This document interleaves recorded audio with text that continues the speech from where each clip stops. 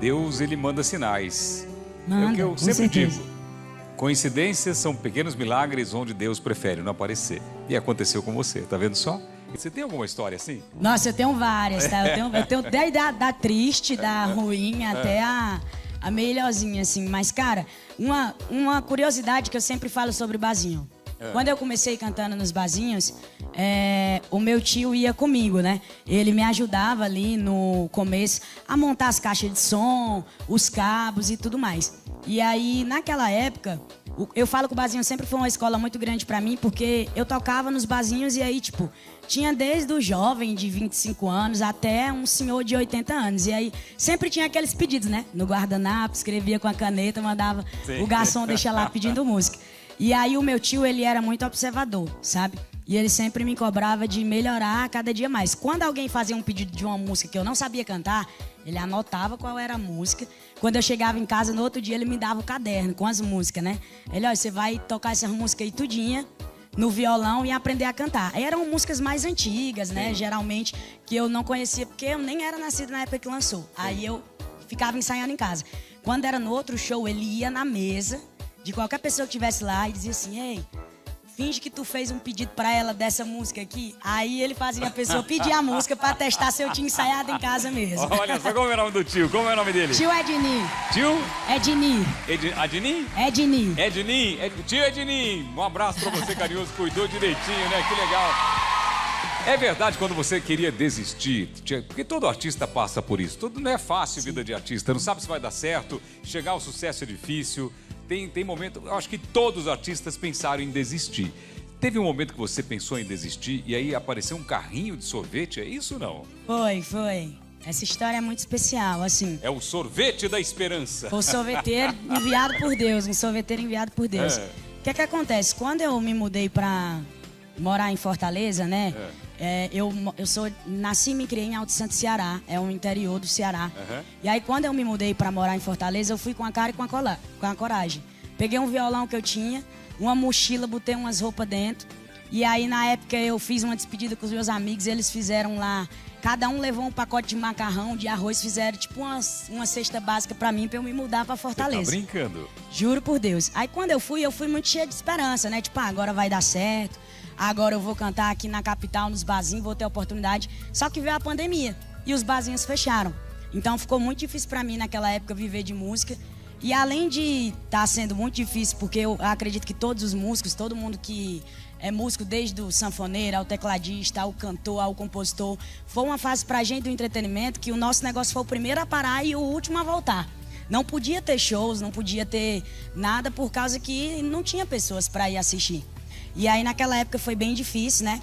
E eu, além de passar esse processo que foi difícil pra mim, eu tinha acabado de perder a minha avó, que era uma pessoa muito especial pra mim. E eu já tava numa fase ali que eu tava com algumas crises de ansiedade, muita saudade da minha avó. E aí, chegou um momento que eu comecei a trabalhar de recepcionista numa faculdade, porque eu não conseguia me manter em Fortaleza, trabalhando e cantando. E aí, trabalhando de recepcionista nessa faculdade, tinha dia que eu não tinha dinheiro pra almoçar, pra pagar o ônibus pra voltar, foi bem difícil. Aí, pra resumir, teve um dia que eu fui trabalhar lá de recepcionista na faculdade. Todo mundo saiu pra almoçar e eu não tinha nem dinheiro pra pagar o almoço, né? E eu triste, assim, eu tava naquele dia que, tipo assim, eu tinha passado aquela semana pensando assim, meu Deus, minha vida tá horrível. Eu tava começando a pensar mesmo em mim, vou voltar pro interior, vou perguntar à minha mãe se ela ainda me aceita lá na casa dela, porque desse jeito não vai dar certo. E aí, nesse dia eu tava tão triste, eu sempre fui uma pessoa alegre, que gosta de conversar muito, que o dono, assim, da faculdade vinha passando, quando ele me viu assim, que ele viu que todo mundo tinha ido almoçar e eu não, e eu triste, ele olhou pra mim e disse, Mari, vai pra casa agora. Aí eu, estou sendo demitida, eu cá comigo, né? Mas não era não, eles, vai pra casa agora, porque assim, essa semana todo mundo tá percebendo que você tá muito triste. E você tá literalmente pesando a gente só quer que você volte. Eu não sei qual é o problema que você tem, mas quando você resolver, vou liberar você pra você ir pra casa, resolver suas coisas. Aí ele me liberou mais cedo. E eu, zero dinheiro, não tinha dinheiro nem pra voltar de ônibus. Eu cá comigo, meu Deus, como é que eu volto agora? Nesse horário, não era o mesmo ônibus que passava, não era o horário que passava meu ônibus. Resumo, quando eu cheguei na calçada assim, né? Eu tinha a calçada, eu tinha que atravessar a rua para outra calçada para pegar o ponto, para ficar no ponto de ônibus. Quando eu olhei para um lado aqui, não tinha ninguém, né? Antes de atravessar, moto, ninguém, nada. Quando eu olhei por outro, não tinha ninguém. Quando eu olhei de novo, do nada, um sorveteiro assim, no meu lado, sabe? E aí o cara tava com um carrinho de picolé. Aí eu já olhei pra ele e já disse assim, não, amiga, eu não tenho dinheiro nem pra comer. Pior pra comprar um picolé. Já fui expulsando ele. Aí, naquele momento foi muito legal, assim, porque o que eu vivi com ele, eu que sou uma pessoa de muita fé, eu acredito muito que aquele cara foi um anjo que Deus me enviou. Naquele dia ali eu tenho uma tatuagem do violão no braço, né? Alguns fãs que me conhecem sabem que é uma tatuagem bem marcante minha. E eu tava manga longa por conta do sol, né? Não dava pra ver nenhuma tatuagem. E aí do nada ele falou pra mim, não, eu não vim vender sorvete pra você. Eu vim enviar uma mensagem de Deus pra você. Não. Foi. Aí quando ele falou isso, eu já comecei a chorar. E aí ele disse, olha, eu ia dobrar ali na rua do lado, só que Deus falou que eu tinha que passar nessa rua porque eu tinha que enviar uma mensagem pra alguém. E essa pessoa eu senti que é você. E aí no começo ele falava e eu pensava, poxa, o cara tá querendo tocar meu coração pra eu comprar o picolé, né? Eu tava meio que com a fé balançada, não tava acreditando que era uma mensagem de Deus pra mim mesmo. Resumo, meio que Deus usou ele na hora e falou assim, você não tá acreditando em mim, né? Pois eu vou falar coisas que só você e Deus sabem, que é da sua intimidade. Aí ele começou a falar, você tem uma tatuagem de um violão no braço. E eu com a manga longa, assim, não dava pra ele ver a tatuagem. Uau. Eu não era conhecida, não era nada. Ele falou, você nasceu em tal cidade. Ele começou a dizer coisas que só eu sabia, que não tinha como um estranho saber, né? E aí ele olhou pra mim e falou assim, Deus mandou eu te enviar uma mensagem. Deus te deu esse dom para primeiro você usar o dom para Jesus, depois você usa para você. Uau. E ultimamente você anda muito afastado de Deus. Então, enquanto você estiver afastado de Deus, você nunca vai prosperar. Todas as vezes que você estiver afastado de Jesus, você sempre vai sentir aprovações na sua vida. E naquela época eu realmente estava muito afastada, porque como eu tinha perdido a minha avó, eu ficava me perguntando assim, poxa, como é que Deus fez isso comigo? Tirou a pessoa que eu mais amava da minha vida, presente da minha vida, e a minha avó é uma pessoa que sofria tanto, não merecia ter falecido tão nova, né? E ele disse, quando você chegar em casa, se você orar para Deus, se você conversar com Deus do fundo do seu coração, Deus vai transformar a sua vida. Se você não fizer isso, Deus manda eu te dizer que você esqueça todos os seus sonhos, porque você vai parar por aqui. Caramba, que forte, hein? Foi muito forte. E aí eu chorando, entrei no ônibus, fui embora.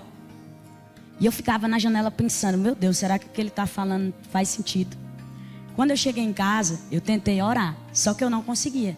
Eu não conseguia falar com Deus de uma maneira sincera, sabe? Falar para ele o que eu estava querendo falar. E aí meu violão estava assim na cama. Eu sempre tinha o costume de tocar violão e deixar o violão na cama, né? Eu peguei o violão e aí eu dei um ré maior lá e comecei a cantar um louvor que eu cantava. Que foi um louvor que eu comecei cantando na igreja com esse louvor, que se chamava Sabor de Mel. E aí eu comecei a cantar, né? O agir de Deus é lindo na vida de quem é fiel. E é muito engraçado porque hoje eu considero que tudo que eu vivi na minha vida é a história dessa música. Quando eu comecei a louvar, eu comecei a chorar e pingava no violão assim, eu cantando e pingando no violão, o choro. Naquele momento ali, não foi uma oração, mas o que eu cantei foi tão profundo, foi tão verdadeiro, da maneira que eu conversei com Deus ali através da música, que eu acredito que Deus abraçou como oração. Eu dormi. Quando eu acordei, um amigo meu que eu tenho chamado Daniel ligou pra mim e falou assim, tu tem vontade de ser cantora?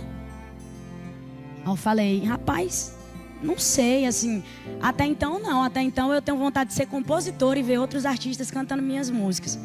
Aí ele disse, mas eu gosto muito de você cantando. Eu vou atrás de alguém que entre com a gente numa sociedade pra gente lançar você como cantora. E aí ele começou a ir atrás de várias pessoas, ligar pra vários amigos.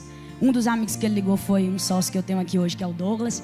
E aí foi encontrando um, foi encontrando o outro. Quando a gente formou o nosso primeiro time, eu acredito muito que eram pessoas desacreditadas, que tinha muita vontade de vencer e precisava muito vencer na vida. E Deus olhou pra gente e falou assim, eu vou fazer vocês vencer. Vocês estão pensando que vai ser de um jeito, mas eu vou mostrar que vai ser muito melhor do que vocês imaginam. E aí, cara, engraçado que 3 meses depois de eu me encontrar com aquele sorveteiro, eu tava gravando um CD, lancei o CD e assim, do nada, uma coisa inexplicável aconteceu na minha vida, que foi a Passa Lá em Casa. Caramba, então assim, olha realmente isso. ele foi um anjo que Deus enviou na minha vida pra mim dizer, não desiste agora não, que falta pouquinhos meses pra você chegar lá. Tenho certeza disso, tenho certeza. Fiquei emocionado com a sua história, emocionado. Obrigada. Deus, ele manda sinais. Manda, É o que eu com sempre certeza. digo. Coincidências são pequenos milagres onde Deus prefere não aparecer. E aconteceu com você, tá vendo só? E você continua honrando Deus, continua? Sempre. Sempre, muito Sempre. bem, que legal, que bacana. Fiquei emocionado com a história e serve para você. Ó, fiquei emocionado mesmo, para você superar os momentos que você está passando aí. Vamos cantar, Mari? Vamos.